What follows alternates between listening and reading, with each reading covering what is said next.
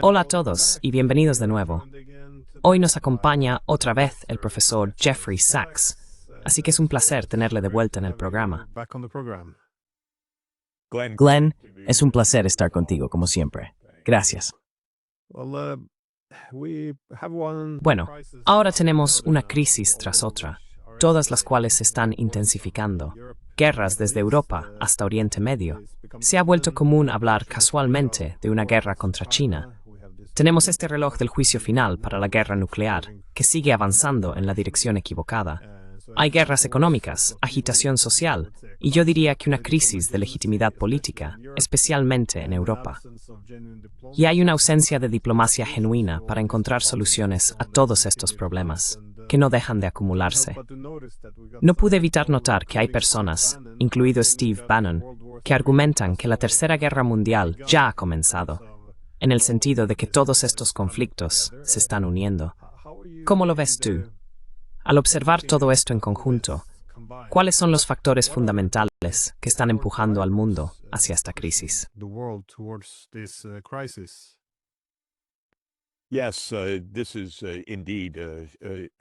Sí, este es sin duda un momento muy peligroso, como creo que todo el mundo entiende. El mundo está alterado de formas fundamentales. En otras palabras, el mundo está cambiando de manera dramática. En algunos aspectos, esto es potencialmente positivo, porque la tecnología y las posibilidades de lograr avances positivos son muy reales. En cierto modo es positivo porque los países pobres están alcanzando a los desarrollados y mejorando los niveles de vida en muchos lugares, especialmente en Asia. Pero también está extraordinaria y obviamente peligrosamente alterado por la proliferación de armas nucleares y por los cambios en la geopolítica. A medida que el mundo ha pasado de ser primero un mundo supuestamente bipolar, con Estados Unidos y la Unión Soviética entre 1945 y 1991, a un mundo supuestamente o presuntamente unipolar, al menos según lo declaró Estados Unidos después de 1991, está claro que hoy vivimos en un mundo multipolar, donde Estados Unidos, China, Rusia y posiblemente otros países, India por ejemplo, son actores significativos.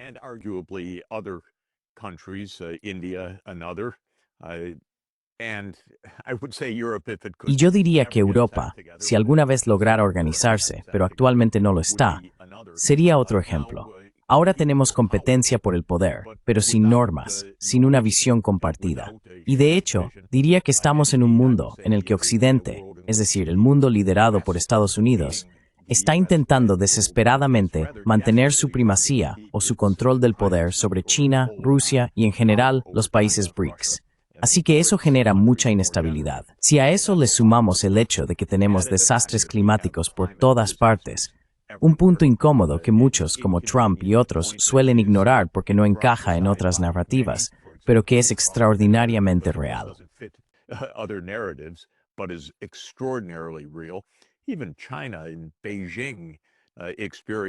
Incluso China y Pekín han experimentado una enorme pérdida de vidas en los últimos días debido a inundaciones extremas. Los acontecimientos en Los Ángeles, con los enormes incendios forestales a principios de este año, se encuentran entre las mayores catástrofes registradas en términos de daños y pérdidas que jamás hayamos visto. Esto está ocurriendo en todo el mundo. Así que el mundo está lleno de alteraciones y al mismo tiempo, la calidad del liderazgo en Occidente es lamentable. Donald Trump es inestable, impredecible, no solo actúa de manera transaccional, sino que diría que es una persona sin ninguna perspectiva a largo plazo, liderando ahora mismo a Estados Unidos. Europa está claramente en ese liderazgo. Se encuentra progresivamente en un estado de colapso político abierto.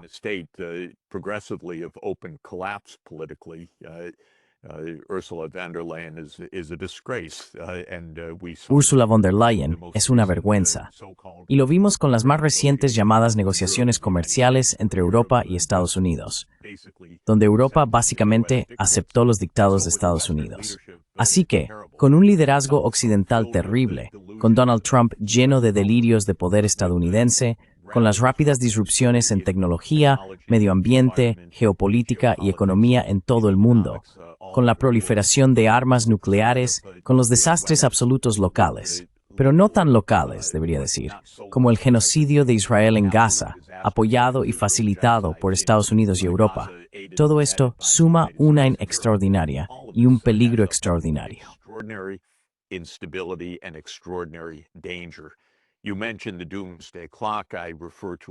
Mencionaste el reloj del juicio final. Yo lo menciono muy a menudo porque es nuestro gráfico más claro y dramático del estado del mundo.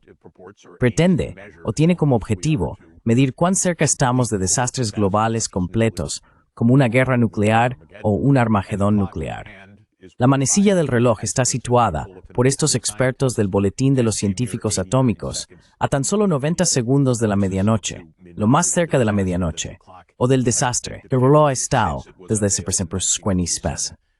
En otras palabras, y que members, hemos llegado a esta era de la IA, las tecnologías avanzadas, la tecnología espacial y todo este armamento acerca del suicidio global que nunca antes.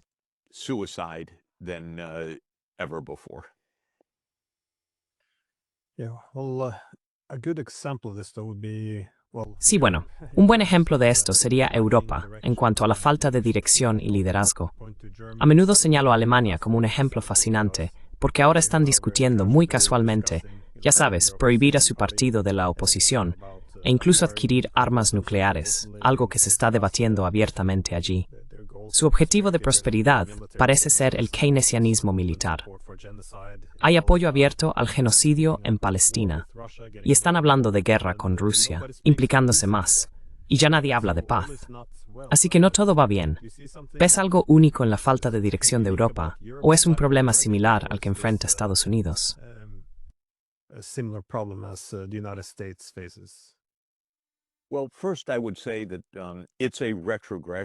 Bueno, en primer lugar diría que es un retroceso en Europa. No es que Europa siempre haya sido tan terrible en su política en las últimas décadas. Después de la Segunda Guerra Mundial, que por supuesto fue una de las mayores calamidades de la historia, Europa pareció tomar conciencia, dentro de Europa, no impuesto desde fuera, de que era necesario un camino diferente. Y ese camino sería la paz, la cooperación y la creación de una comunidad europea que finalmente se convirtió en la Unión Europea.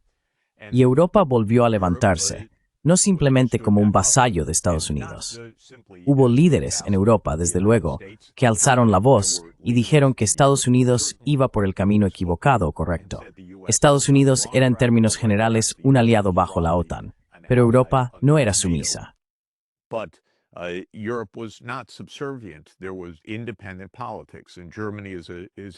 Existía una política independiente. Y Alemania es un claro ejemplo, porque Willy Brandt, por ejemplo, fue un canciller de Alemania Occidental, muy independiente y valiente, que dijo que necesitábamos un enfoque diferente hacia el este, Ostpolitik. Necesitamos tener un acuerdo de cooperación con la Unión Soviética, no vernos a nosotros mismos como condenados a la guerra en Europa. Y eso abrió un nuevo tipo de política que ayudó a dar lugar a la política de Mikhail Gorbachev. Yo como joven economista en ese momento, pasé a formar parte de los grupos asesores de Mikhail Gorbachev, Boris Yeltsin y Leonid Kuchma de Ucrania cuando obtuvo su independencia a principios de los años 90. Visité a líderes alemanes a principios de los años 90.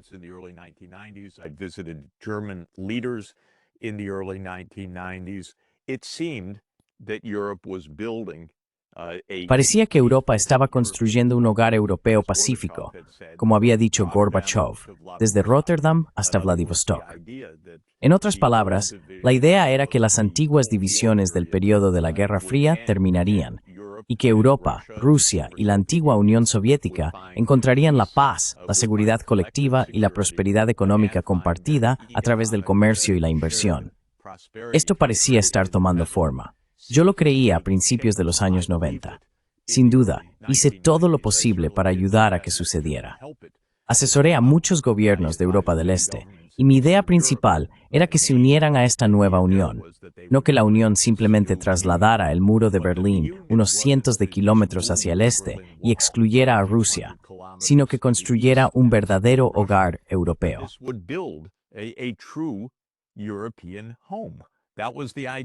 Perfectly possible. Esa era la idea, perfectamente posible. Muchos líderes europeos estaban a favor. Así que surge la pregunta, Glenn, ¿qué salió mal? En mi opinión, hubo un gran error, y es que el liderazgo de Estados Unidos se volvió completamente delirante y arrogante, embriagado de poder, creyéndose sus propios comunicados de prensa, que Estados Unidos era ahora la única superpotencia, el país más poderoso que jamás haya pisado el planeta, la nueva Roma, pero superando a Roma, el país que podía hacer todo lo que quisiera. Y junto a eso, Europa se alineó. Así que esas son, en mi opinión, las dos cosas que resultaron absolutamente desastrosas para la promesa de principios de los años 90. En Estados Unidos, los neoconservadores tomaron el poder.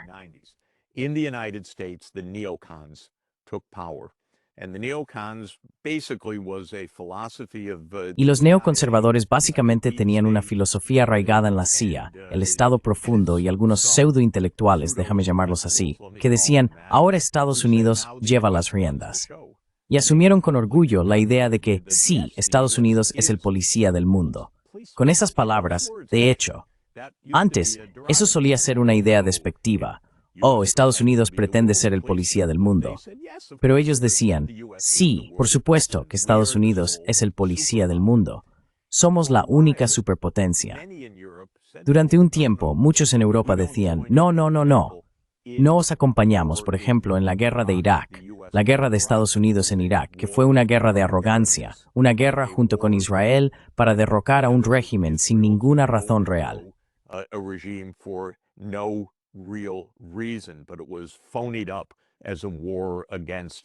Pero se falseó como una guerra contra las armas de destrucción masiva de Saddam Hussein. Fue un desastre en términos de desestabilización, pérdida de vidas, creación de caos en el mundo y ruptura del hogar común europeo. Pero incluso entonces, en 2003, hubo voces en Europa que dijeron no, esto no es una buena idea. Alemania y Francia dijeron no, no nos alineamos con Estados Unidos en esta guerra. Sin embargo, esa fue la última muestra de independencia de Europa, porque los neoconservadores, George Bush Jr., que era presidente entonces, impusieron su voluntad y dijeron, Europa, alinead vuestros intereses. Para 2008, Europa era sumisa a Estados Unidos, de manera más dramática en la cumbre de la OTAN en Bucarest ese año, cuando la OTAN declaró que se expandiría a Ucrania y Georgia, lo que fue el antecedente, la preparación para la guerra en Ucrania hoy.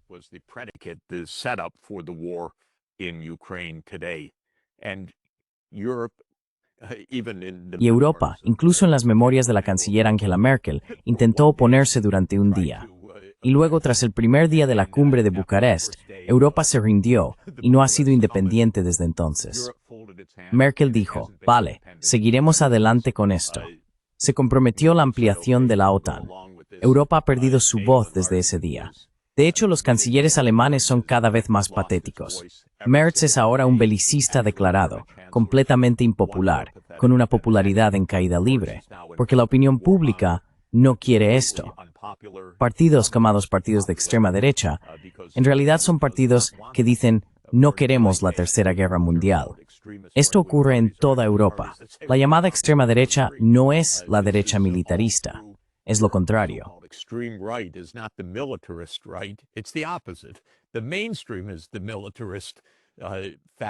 La corriente principal es ahora la facción militarista, porque se alineó con los neoconservadores estadounidenses y perdió su independencia.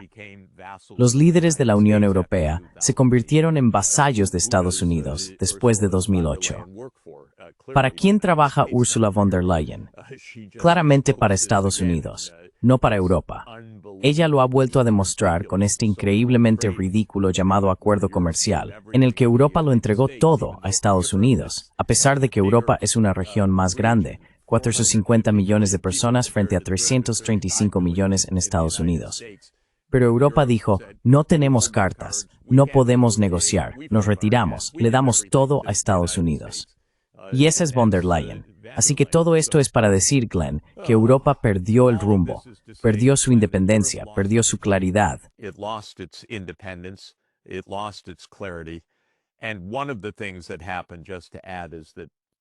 Y una de las cosas que sucedió, solo para añadir, es que Europa se volvió, en su retórica, en parte guiada por el Estado profundo de Estados Unidos, insanamente rusófoba. Tan rusófoba que honestamente no puede pensar con claridad ni un solo momento sobre cómo llegamos a esta guerra en Ucrania, o cómo podríamos salir de ella. Si intentas decir algo honesto al respecto, como la ampliación de la OTAN, como el desprecio y abandono del Acuerdo de Minsk por parte de Occidente, como la negativa de Estados Unidos a limitar el despliegue de sistemas antimisiles balísticos en las fronteras de Rusia. Si dices algo así, o eres un apologista de Putin, porque esa se convirtió en la retórica sobre Rusia. La política de vasallaje europea hacia el Estado profundo de Estados Unidos es muy triste, pero Europa perdió su independencia, y el acuerdo comercial es la muestra más clara de ello. Esto no es un acuerdo entre dos grandes potencias. Es un acuerdo entre Estados Unidos y una región vasalla.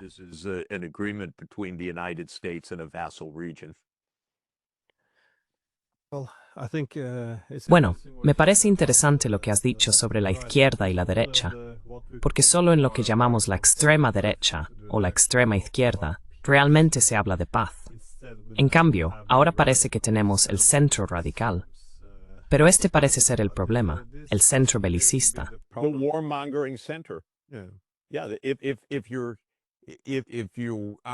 Sí, si no eres belicista, te consideran un extremista. Es increíble, y es totalmente equivocado.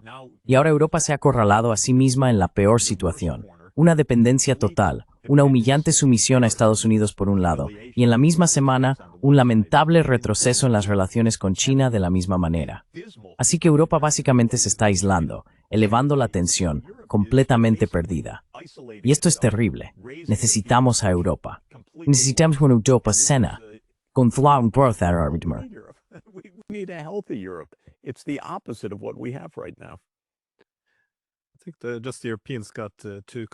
Creo que los europeos se comprometieron demasiado con la idea de la hegemonía liberal después de la Guerra Fría. Es decir, se creó la suposición de que el mundo sería un lugar mucho más pacífico si las democracias liberales de Occidente simplemente dominaran. Y esto generó, en mi opinión, una falta total de imaginación política para cualquier cosa que no fuera la hegemonía, lo cual es problemático cuando el mundo se desplaza hacia la multipolaridad.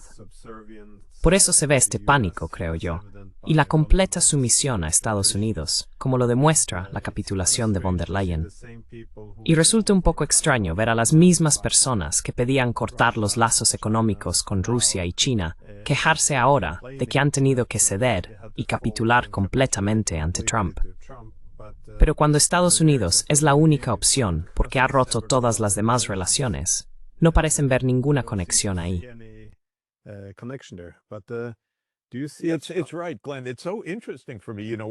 Así es, Glenn. Me resulta muy interesante. Sabes, cuando dije a principios de este año, de hecho, en un discurso en el Parlamento Europeo, poneos las pilas. Estados Unidos es una amenaza para vosotros. Entended esto. Vuestra rusofobia os está acorralando. Oh, señor Sachs, esto es propaganda. Esto es ridículo. Pero ocurre exactamente así. Y no parecen entenderlo. Una de las cosas sobre la diplomacia es un punto muy básico. Es diplomacia 101. Ursula Hesrier, Yales en Altraparter para entenderse. Sarupits cuidéis de la misma broth tu propia situación.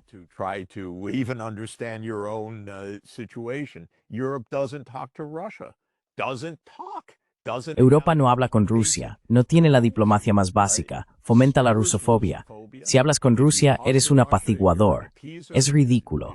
Y esto solo lleva a Europa cada vez más a este estado patético en el que teme a todo el mundo, y su gran aliado, Estados Unidos, viene a quedarse con todo lo que puede y exige que compre su gas a 6 veces el precio del ruso. Vamos a quitaros Groenlandia. Esperad, ya veréis a Ursula von der Leyen decir, sí, solo se llevaron Groenlandia. No se llevaron toda Dinamarca. Fue el mejor acuerdo que pudimos conseguir. Ya te puedes imaginar las palabras de Ursula von der Leyen en este sentido.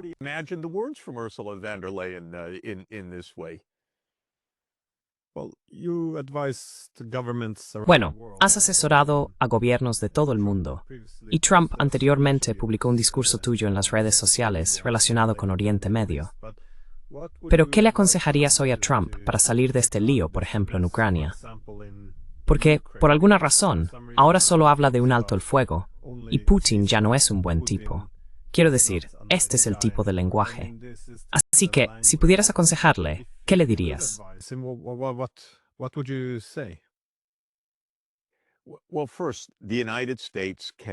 Bueno, primero, Estados Unidos no puede dictar las condiciones, punto.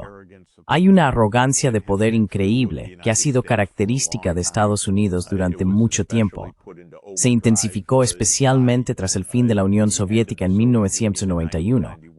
Trump dijo que se opone a los neoconservadores, pero la arrogancia continúa.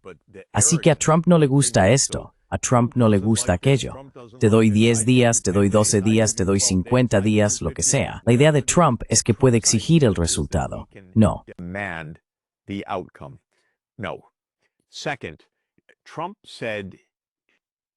En segundo lugar, Trump dijo de manera informal, en privado, en conversaciones que su enviado, Witkoff, mantuvo supuestamente en Rusia.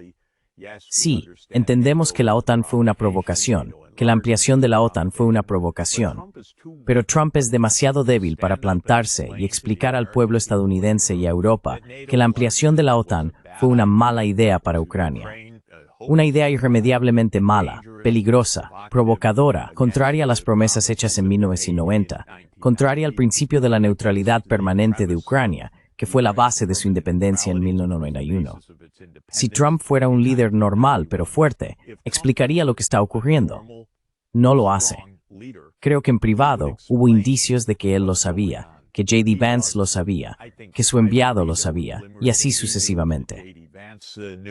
That his envoy knew and so forth, and these were reported as private discussions. Y se informó que estas eran discusiones privadas. Pero cuando se trata de diplomacia, hay que exponer el caso. No todo es secreto, tiene que contar con respaldo público. Hay que ser capaz de decirles a los belicistas como Lindsey Graham o Richard Blumenthal, los dos senadores que son grandes belicistas en Estados Unidos y grandes beneficiarios de fondos del complejo militar industrial, que se aparten. Porque este es el verdadero punto. Trump necesita decir públicamente que sí, la OTAN no se ampliará. Esa es la base para hacer en Ucrania. Sí, Occidente no debería haber ignorado el acuerdo de Minsk II y así sucesivamente. Y así se construye la base política para un paz real.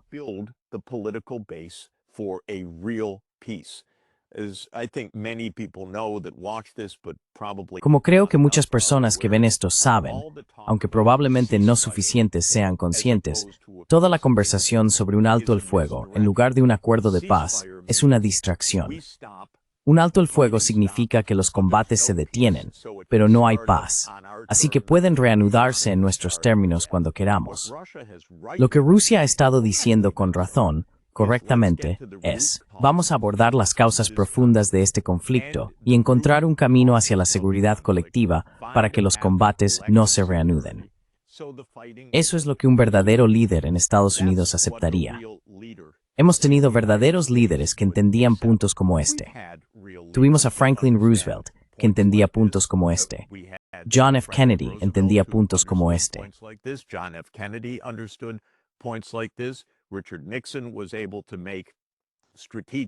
Richard Nixon fue capaz de tomar decisiones estratégicas correctamente. Ha habido otros. Pero Trump, lamentablemente, parece incapaz de hacerlo. Y en parte es por el delirio continuo. Puedo anunciar sanciones contra Rusia en 12 días. Vamos, esto ni siquiera es material para una película de Hollywood. Me refiero a una mala película. Pero así es como se está comportando Estados Unidos ahora mismo. No solo no favorece la paz, sino que contribuye a propagar el caos. Hacer exigencias, en lugar de recurrir a la diplomacia, no resuelve nada. Cuando se trata de Oriente Medio, esta es la situación más dolorosa y evidente. Israel es un estado criminal fuera de la ley. Punto. Está cometiendo un genocidio. Está asesinando a personas ante nuestros ojos.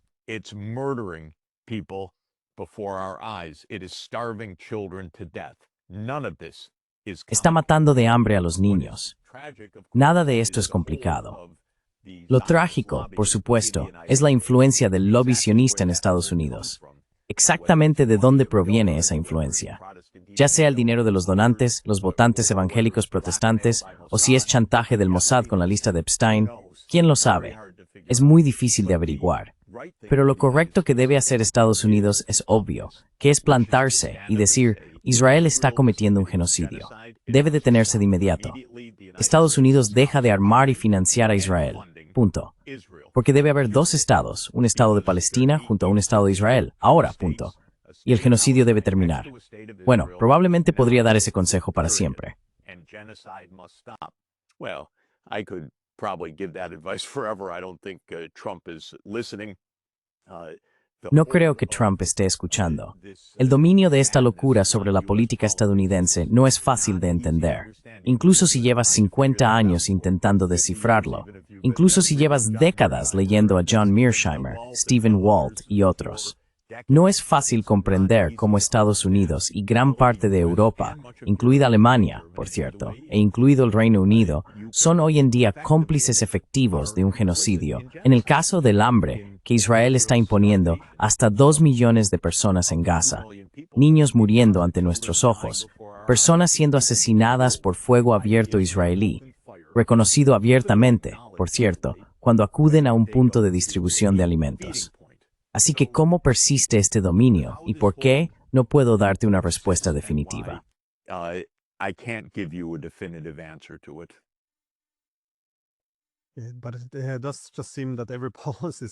Pero parece que cada política consiste en redoblar la apuesta. Porque ahora, con Rusia, de nuevo tienes este ultimátum de 10 días, en el que Trump tendrá que hacer una reversión muy embarazosa o acabar en un conflicto muy directo con los rusos. En Gaza es, o entregáis vuestras armas, o tendremos que continuar con la destrucción de los palestinos. Con Irán fue la misma retórica. Trump señalando que Irán sigue hablando de enriquecimiento, lo más que quizás tenga destino y no. Quiero decir, diabla, no hay diplomacia genuina. Es bastante deprimente.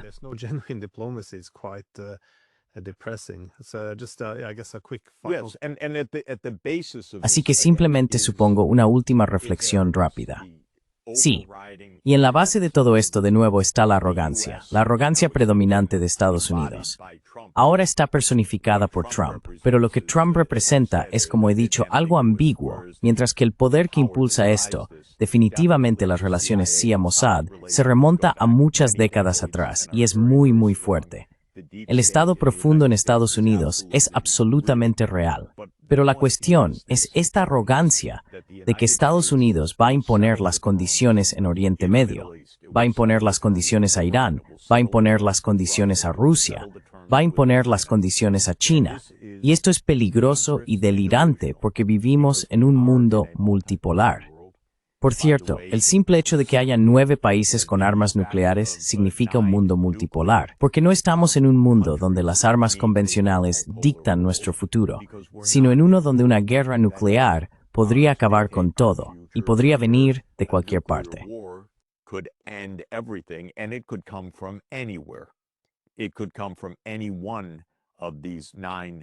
Podría venir de cualquiera de estos 9 países. Necesitamos diplomacia y necesitamos hablar de manera honesta, directa y sobre la base de ciertos estándares y respeto mutuo entre las grandes potencias para evitar un desastre. Trump no creo que tenga esa capacidad, lamentablemente, lo que significa que tendremos que afrontar el hecho angustioso de que Trump hará exigencias y éstas no conducirán a resultados. Esa será nuestra realidad durante un tiempo. Por supuesto, cuando Europa se rinde ante Trump, alimenta esta locura que vivimos ahora. Alimenta esta arrogancia. Eso es muy, muy peligroso. Si Europa actuara como Europa y le dijera al señor Trump, para Europa, usted es Estados Unidos. Si quiere hacer algo mutuo y bilateral, discutámoslo. Pero no cedemos unilateralmente a su exigencia. El mundo sería mucho más seguro. Europa sería mucho más segura.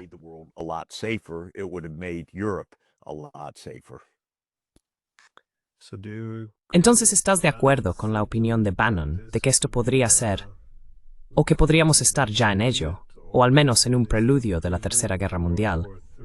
¿O te parece una exageración?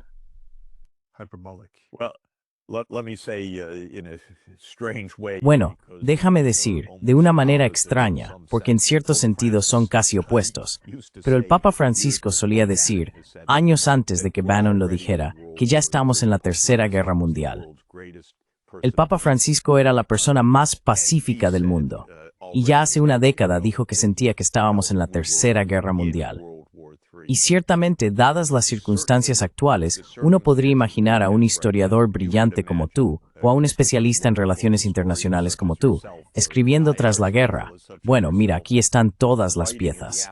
Podíamos verlo suceder, podíamos verlo expandirse. En este sentido, se siente como los años 30. Por supuesto, no quiero hacer comparaciones superficiales, porque la historia no se repite, pero sí rima, como se ha dicho muchas veces.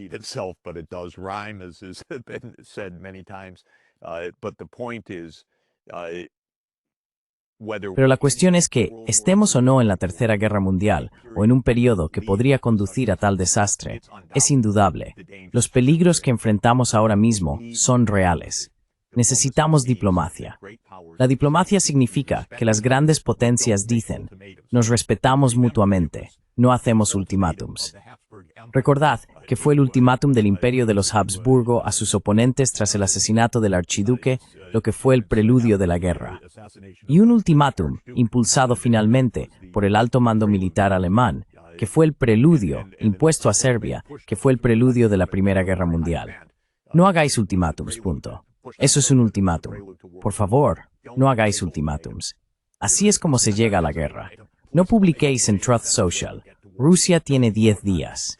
Dios mío, esto es absolutamente lo contrario de lo que debería hacerse ahora mismo en este mundo.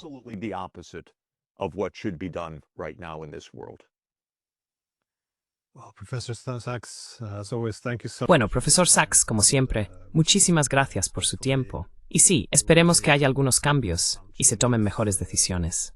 Se siente un poco como los años 30. A menudo pienso en Antonio Gramsci, que escribía a finales de los años 20 y principios de los 30, cuando dijo, la crisis consiste precisamente en que lo viejo muere y lo nuevo no puede nacer. En este interregno aparece una gran variedad de síntomas morbosos. Y realmente parece que está en ese momento. Pero se siente cis, por un nuevo mundo, basado en el multilateralismo. Y eso es lo que debemos alumbrar. Sí, parece un momento muy peligroso. Así que con suerte será un momento mejor. Hablemos pronto y esperemos recibir buenas noticias. Gracias. Thank you.